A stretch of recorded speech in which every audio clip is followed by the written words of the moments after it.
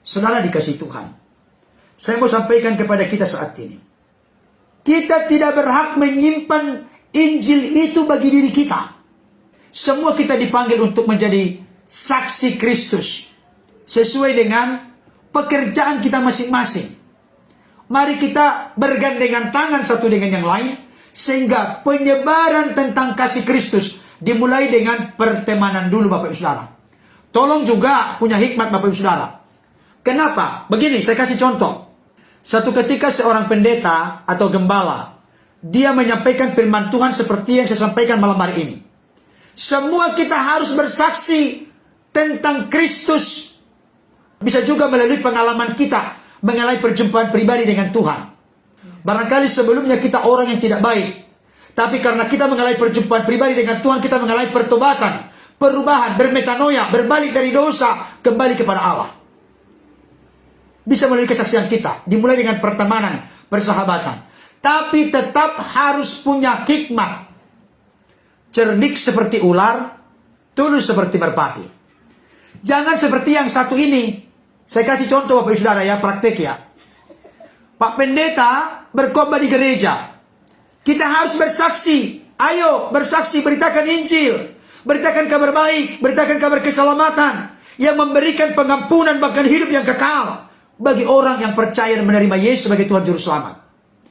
Maka salah seorang dari jemaat Pak Gembala ini memiliki profesi sebagai tukang cukur.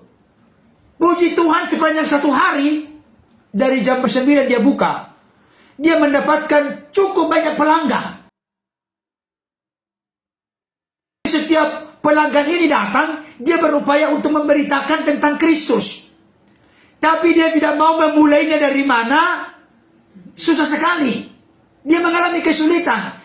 Tapi dia selalu ingat pesan Pak Pendeta, kita harus bersaksi. Aduh, satu hari udah mau lewat ini kok tidak ada yang saya beritakan tentang kasih Tuhan atau pengalaman saya. Tapi kok takut banget ya? Kenapa ya? Takut banget ya? Dia terus membungkam, tapi ada roh yang berkobar membara dalam hatinya. Rindu memberitakan. Dari tingkah laku kita di tengah-tengah masyarakat. Itu contoh pertama. Tapi saya kasih tahu, memberitakan Injil berbeda dengan kita hanya menunjukkan contoh teladan. Contoh teladan itu pembuka. Kita menjadi contoh kesaksian yang bisa membuat mereka terbuka untuk menerima kita sebagai teman dan sahabat. Tapi intisari dari pengalaman kita berjumpa dengan Tuhan atau intisari dari Injil itu perlu kita beritakan. Nanti Bapak Ibu Saudara kalau ingin ayat-ayatnya mana, cara praktisnya bagaimana, saya kasih tahu ke Bapak Ibu Saudara. Gampang sekali. Mulai dari Kejadian nanti sampai kepada Wahyu. Ada ringkasan singkatnya bagaimana memberitakan secara praktis. Dan ayat-ayat itu perlu dihafal. Supaya nanti ketika memberitakan tidak perlu buka-buka Alkitab. Bukan berarti tidak boleh buka Alkitab. Tapi seringkali orang sudah tertutup ketika buka Alkitab. Ketika ayat-ayat itu sudah ada di pikiran kita, kita simpan, kita hafal ayat hafalan. Maka nanti itu akan pelan-pelan keluar dan kita bahasakan dengan sedemikian rupa kontekstual. Sehingga mereka tidak terlalu merasa langsung aneh atau risih. Saya lanjutkan. Sampai udah hampir sore mau tutup dia belum jadi-jadi memberitakan apa yang sudah diajarkan oleh Bapak Gembala atau pendeta kepadanya. Terakhir Bapak Ibu Saudara, dia punya langganan ada kurang lebih sekitar 15. Maka langganan ke-15 ini, waduh Tuhan, sebentar lagi sudah mau tutup ini tempat potong rambut tukang cukur saya ini.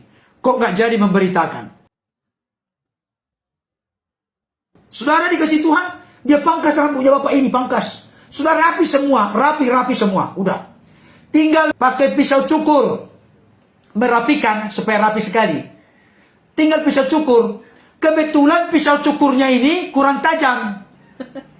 Jadi beliau sudah greget, aduh, sudah sampai 14 yang berlalu tidak satu pun saya beritakan kebenaran firman Tuhan. Gimana dong ini gitu? Akhirnya yang ke-15, daripada ini lewat sebentar lagi mau selesai, saya merasa sedikit agak jengkel dan agak tidak enak hati saya kok sampai tidak memberitakan. Maka dia ngomong begini Bapak Saudara. Ini tidak boleh ya, contoh ini jangan diikutin. Ini sebuah contoh yang gegabah sekali. Ketika dia saudaraku mengambil pisau cukurnya untuk mencukur Bapak ini supaya rapi, maka dia asallah cukurnya ini. Diasah begini kan? Mulai dia bicara, Bapak sudah siap mati apa bagaimana belum Pak? Dia ngomong begitu, apakah Bapak sudah siap mati? Bapak sudah selamat belum? Bapak siap mati enggak? Itu, dia buat begitu akhirnya jadi rugi dia. Karena lari tunggang langgang Bapak itu nggak bayar lagi biaya cukurnya karena dia pikir mau potong. Bapak sudah siap mati belum? Katanya. Jangan seperti itu, harus punya hikmat kita ya. Ya itu saking semangatnya itu karena merasa, aduh, jangan sampai lewat tidak beritakan begitu. Yesus memberitakan kita agar memberitakan kepada dunia, yaitu berita Injil, sehingga semua orang dapat mendengarnya. Ingat, seseorang pernah menceritakan tentang Yesus kepada kita. Apakah kita pernah menceritakan Yesus kepada seseorang? Saya ulangi, seseorang barangkali pernah memberitakan Yesus kepada kita. Pertanyaannya, apakah kita yang sudah pernah diceritakan orang tentang Yesus kepada kita, apakah kita sudah pernah menceritakan Yesus kepada seseorang? Maksudnya timbal balik, jangan hanya menerima pemberitaan dari siapapun itu, tapi kita juga punya tugas tanggung jawab untuk memberitakan. Bawalah biola sorgawi itu, perdengarkanlah kepada setiap orang. Maksudnya, biola sorgawi itu adalah Injil itu.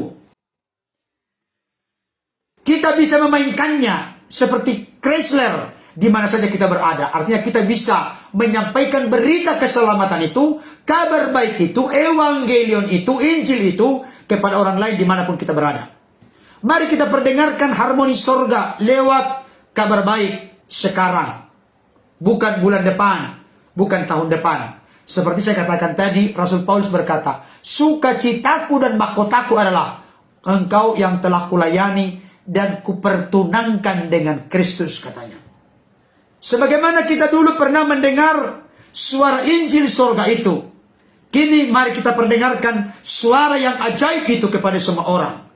Jangan sampai biola itu hanya sebagai koleksi kita. Seperti yang tadi, kolektor itu. Tapi ketika dimainkan oleh Chrysler, dia pun akhirnya itu milik Anda. Silakan perdengarkan supaya banyak orang mengalami damai, tenang, sukacita, bahagia lewat alunan biola yang Anda bunyikan. Dengan kata lain, biarlah Injil, tanda petik biola itu, biola dalam tanda petik Injil itu, kita beritakan sehingga mereka juga merasakan kedamaian, ketenangan.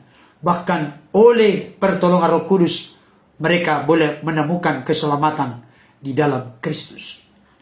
Saya mau sampaikan Bapak Ibu Saudara, setiap hari antri manusia menuju kepada kebinasaan dan neraka. Oleh karena apa? Karena sudah jelas menurut Alkitab. Yesus berkata, akulah jalan kebenaran dan hidup. Tidak ada seorang pun yang sampai kepada Bapa kalau tidak melalui aku. Yohanes 14 ayat 6. Kisah para Rasul 4 ayat 12. Dan keselamatan tidak ada di dalam siapapun juga selain di dalam nama Yesus yang olehnya manusia dapat diselamatkan. Tidak ada keselamatan yang pasti di luar Yesus. Hanya ada di dalam Yesus. Itu sebabnya saya mau kasih dorongan, motivasi kepada Bapak Ibu Saudara. Jangan terlalu banyak pertimbangan. Doakan, gumulkan baik-baik. Barangkali di antara anggota keluarga kita, di antara orang-orang terdekat kita, mereka belum mengenal, belum mengerti, belum paham, belum mengalami Tuhan Yesus dalam hidupnya. Mari jangan sampai kita bungkam seribu bahasa dengan berkata, yang penting aku selamat, terserah lo mau kemana. Tidak, saudaraku. Ada satu lagu Batak. Tu dia ho, dung mate ho, alusima, alusima, tu dia ho. Kemana kamu ketika sudah mati? Ketika sudah mati tidak ada lagi jalan. Hanya dua, sorga, neraka. Tapi selama kita hidup, masih ada kesempatan bagi kita. Selama roh, jiwa, tubuh kita masih menyatu di dalam tubuh ini, selama itu ada kesempatan bagi kita. Jangan kita sia-siakan kesempatan. Jangan kita simpan biola atau Injil itu hanya sebagai koleksi kita. Mari kita perdengarkan, beritakan bahwa Yesus itu baik bagi semua orang. Apakah Bapak Saudara mau? Sebelum penutup, saya akan bacakan untuk kita. Yesaya 6 ayat yang ke-8. tantangan untuk kita. Yesaya 6 ayat 8. Lalu aku mendengar suara Tuhan berkata, siapakah yang akan kuutus? Dan siapakah yang mau pergi untuk aku? Maka sahutku, ini aku Tuhan, utuslah aku. Yesaya mau diutus oleh Tuhan, memberitakan kabar kebenaran firman Tuhan kepada orang-orang Israel, kepada siapa Tuhan perintahkan dan percayakan dia untuk menyampaikannya. Siapakah yang mau kuutus? Kata Tuhan.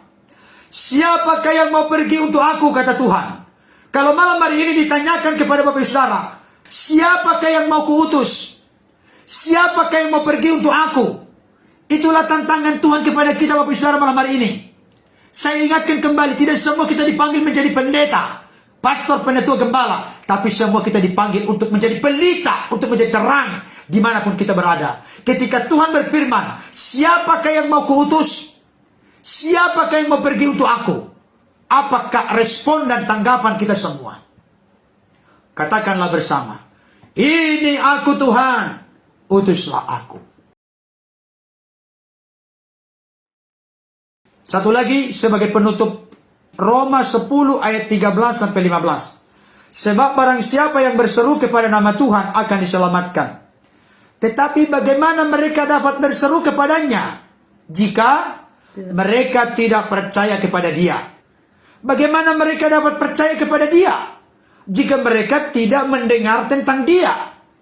Bagaimana mereka mendengar tentang dia jika tidak ada yang memberitakannya? Dan bagaimana mereka dapat memberitakannya jika mereka tidak diutus? Seperti ada tertulis, betapa indahnya kedatangan mereka yang membawa kabar baik. Saya ulangi sekali lagi saudaraku. Siapa yang berseru kepada nama Tuhan diselamatkan. Seseorang bisa berseru kepada Tuhan kalau mereka percaya kepadanya. Mereka bisa percaya kepadanya jika mereka mendengar tentang dia. Bagaimana seseorang bisa mendengar tentang dia jika ada yang memberitakan? Bagaimana seseorang ada yang memberitakan jika ada yang diutus? Saudara dikasih Tuhan, tadi ada firman Tuhan dari Yesaya 6 ayat 8. Siapakah yang mau kuutus? Supaya ada yang memberitakan, supaya ada yang mendengar tentang dia, supaya ada yang percaya, supaya ada yang berseru kepadanya, dan mereka diselamatkan. Siapakah yang mau kuutus kata Tuhan? Siapakah yang mau pergi untuk aku? Mari kita jawab Yesaya 6 ayat 8. Ini aku Tuhan, utuslah aku. Kemana kita dia utus? Kisah para Rasul 1 ayat 8 menjawab, tetapi kalau Roh Kudus turun atas kamu, kamu akan menjadi saksiku di mana? Di Yerusalem, di seluruh Yudea dan Samaria, dan sampai ke ujung bumi. Yerusalem itu apa? Kita tarik kepada ruang lingkup yang terkecil.